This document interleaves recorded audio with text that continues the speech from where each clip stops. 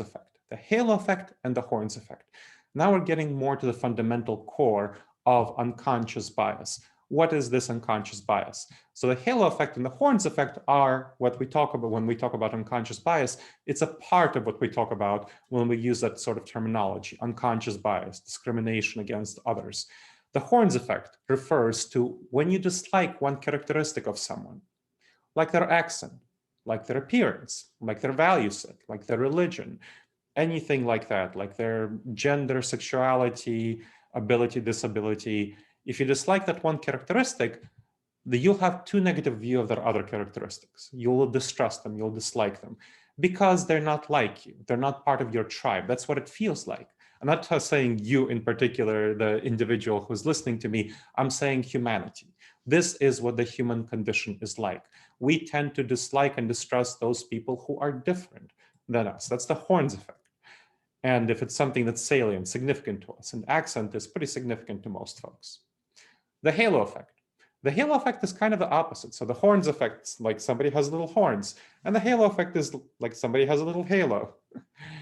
If you like one characteristic of someone, like their accent, so somebody from the South with a Southern accent will tend to like other folks with a Southern accent.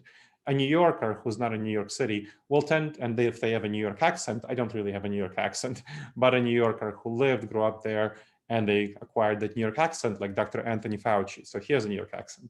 I bet he unknowingly has a predisposition toward other people from New York City because of that same New York accent. And that applies to all sorts of regional accents and all sorts of foreign accents.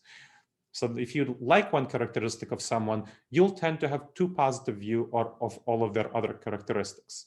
And this applies not, of course, only to accent, it applies to all of these sorts of things, religion, values, appearance of all sorts, your regional geography, which college you went to, all of these sorts of things. It's especially dangerous for business relationships. I'll give you an interesting example.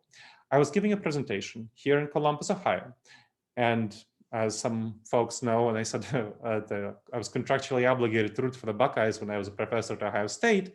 The big football team here is Ohio State. That's the big sports team, and so many fans here. It's very popular.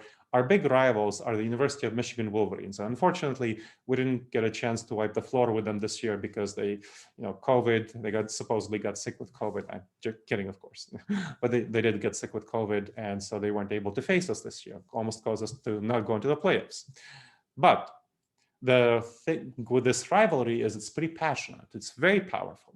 So I was giving a presentation in 2018 to a group of HR professionals at the Diversity Inclusion Conference, Regional Diversity Inclusion Conference, over 100 people in the room, senior DEI professionals, HR DEI professionals. And I asked them, how many of you, this was a closing keynote, how many of you would hire a Michigan fan? How many of you here in Central Ohio would hire a University of Michigan fan?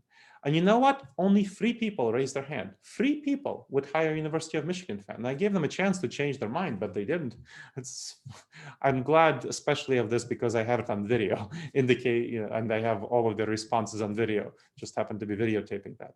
So it's an indication of our predisposition to orient toward this horns effect, not liking these people. And of course, they're much more likely to hire Buckeyes fans. And it's, of course, irrational, because what does going to a certain college, rooting for a certain team, you might be a Michigan fan without going to Michigan. What does rooting for a certain team mean for your performance in the workplace? Pretty much nothing. But this creates a certain sense of tribe. Which tribe are you from? Which tribe are you not from? And that creates a distance and a barrier and harms business relationships. Now, we'll be using polling throughout this presentation. So I want you to take a look at the poll option right now. For those of you who've used Zoom before, Zoom polling, you'll know what it's like. For those who didn't, you'll immediately see a poll option popping up in front of you.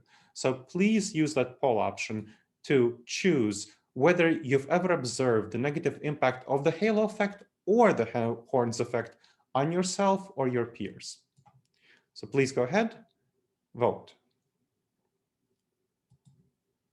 Okay, I see that about 70% of the people voted. Great, let's get that a little bit more. Okay. Give you 5 more seconds to make your voice heard. I have 80% of people voting right now.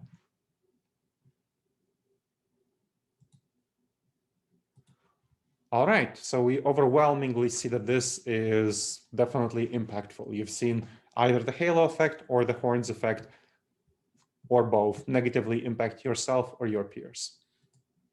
So that's something that you need to realize and think about as you're going through your workday, as you're thinking about your company, your team, what's going on there? Is the halo effect or the horns effect negatively impacting the situation?